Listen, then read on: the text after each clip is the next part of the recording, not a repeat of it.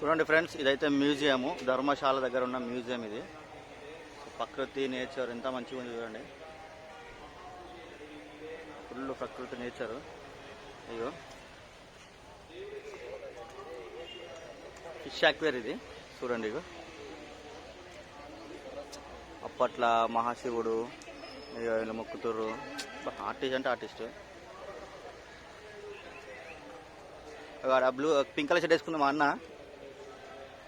Nature చూడండి ఎంత మంచిగా ఉందో.